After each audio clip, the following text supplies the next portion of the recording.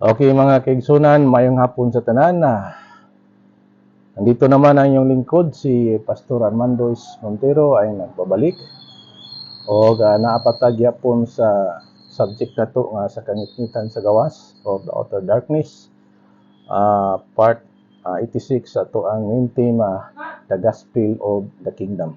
Gilaigso na sa naginapos na kini nga maong tema, ang kangitngitan sa gawas. Anaan ta sa kanang gitawag ang bahid sa panahon nga niya ang kangitngitan sa gawas naglihok. Una dinhi nga makita ang panahon sa kasakitan ni Jacob. So before nako igalay so nakong ipadayon dinhi, shout out sa tanan mga kaigsunan, Luzon, Visayas and Mindanao, o sa mga covenanted pastors, covenanted churches, shout out po tanan ninha, maayong hapon sa inyo ha. Kung hinaot nga inyo kining ma-view nga maong vlog, dili mo malimot sa pag-share o sa pag-subscribe sa akong YouTube channel, Mary 67, o sa ako ang Facebook page, o shout out sa mentor nako dinha sa Tagum, si Pastor Madibin Badilis, o sa banpang nga mga faithful nga mga pastors nga covenanted pastors, o sa especially sa mga churches nga nag-exercise karon sa kanang gitawag purification ngayon sa atong pagprepara gi-emphasize gyud ni Jesus Christ diya sa Ephesians chapter 5 verse 26 to 27, gi-address kini sa iyang simbahan nga magputli o hinlo gid kita aron nga mapresenta ni Jesus Christ sa iyang pangasaunon nga iyang iglesia nga walay kasaway og putli diha sa tubangan sa iyang amahan. Una nga tagaan tag pamaagi instruction gikan pa sa Old Testament nga angay natong himuon nga aron kita mapaduol og dali ra matubaga atong mga prayers o magpaduol kanunay ang presensya sa Ginoo tungod kay nag-purify man in and out higalayson. So niini nga maong punto ang outer darkness, hinahanglan gid nga makaikyas kita niini higalayson tungod kay sa panahon sa dakong kasakitan nga diin prior na sa pagsakgaw sa mga balaan o sa mga faithful nga iglesia sa tuang Ginoo, sa panahon sa kasakitan ni Jacob o gitawag Jacob's trouble, sa katapusang bahin sa kasakitan ni Jacob diha sa 10 days sa dayon na nga sakgawon ang mga balaan, ang kangitngitan sa gawas naglihok ingon niini. Ang dili matinumanon nga luwas dili makadungan sa pagsakgaw sa pagbag-o sa mga luwas sa mga matinumanon. Adto sila modungan sa pagbanhaw o pagbag-o sa mga tawo nga igo lamang nga nuluwas gikan sa pagkadestino sa linaw nga kalayo. Unang Tesalonica chapter 4 verse 16 ato nang mabasa diay nga sabot ug dugang pangreferensya sa unang Korinto 15:52. Maulahi sila og diutay higalaigson ang panahon sa ilahang pagkabanhaw diha gihapon sa katapusang paghuyop sa trompeta ugaling lamang ulahi sila sa takna.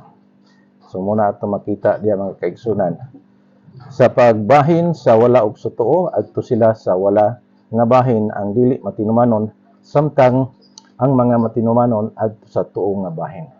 So mo na gitawag nga state of being higalaigson.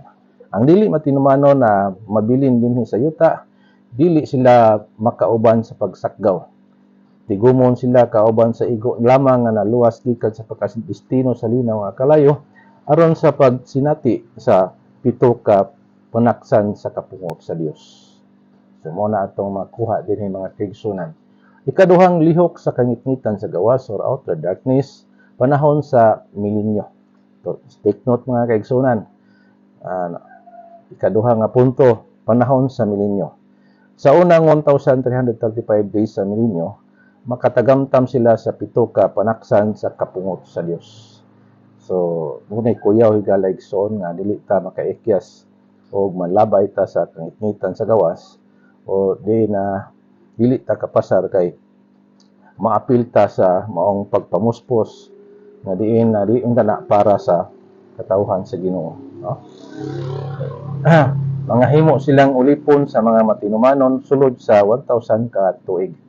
So, galegson sa mga kabinanter o sa mga naga-embrace sa predestiny, ang luwas nga dili matinumanon mao'y ginaharian. So, it is sad to say nga ang nakadaog mao'y maghari o itong mga saved nations nga diin naa sa gawas o state of being nga layo sila sa kanang gitawag nga divine kingdom o divine nature, wa sila kapasar o na ang gitawag nga state of being, no? Panahon sa pagsunog sa millennial nga kabuhatan. So dili na ta sa ikatulo mga kaigsunan, sila nga dili matinumanon iipon sa mga ordinaryo nga luwas aron na sa pagtagamtam sa silot sa kalayo sulod sa wala matino nga gidugayon sa panahon. Kini nga silot alang lamang sa yawa o sa ihang mga manulunda, no? Mao kini ang kalayo nga ginabana-bana nga mulungtad hangtod sa 6,000 years o 6,000 ka tuig sumala sa pabalik pag-usab sa millennial nga kabuhatan sa mga panahon sa Genesis chapter 1 verse 2 up to verse 33. So muna higala igsoon. So sa panahon sa eternidad, una dinhi ang dili matinumanon dili makaapil sa paghari ibabaw sa kanasuran sa mga luwas. So that is alawom nga kahulugan sa outer darkness, no? Dili sila makakaon sa bunga sa kahoy sa kinabuhi. Ikatulo, dili sila makakaon sa mana. Kaupat, dili sila hatagan sa bato nga puti. Ikalima, dili sila makasulod sa balaang syudad. O nga ikaunom, ang ilahang 7 ka mga babae pangasaunon sa usa ka lalaki. Ikapito, sila managdaro sa gawas sa balaang syudad. Ang tanan nilang abot dadon sa sulod sa syudad. So galagson na pagkakaroon na limitado akong time, hinaot nga adun na kamoy nakuha sa ato ang pagtuki o sa pagpalawom sa ato ang subject nga outer darkness o kadto mao toy lihok sa outer darkness sigala igsoon nga sa una didto akong gisgutan panahon sa kining gitawag nga Jacob's Trouble o Great Tribulation o sa tumoy niya na imong magtik-ipik ang maong outer darkness nga diin lahi na ang mabahi na ang luwas nga adunay makapasar sa divine body o adunay dili kapasar. O sa panahon usab sa millennial sa 1,000 years nga paghari atong Ginoo, dili sila makaapil sa paghari kun dili maipon didto sa mga ordinary people o mahimong harian usab higala igsoon. O pag-abot sa kanang gitawag nga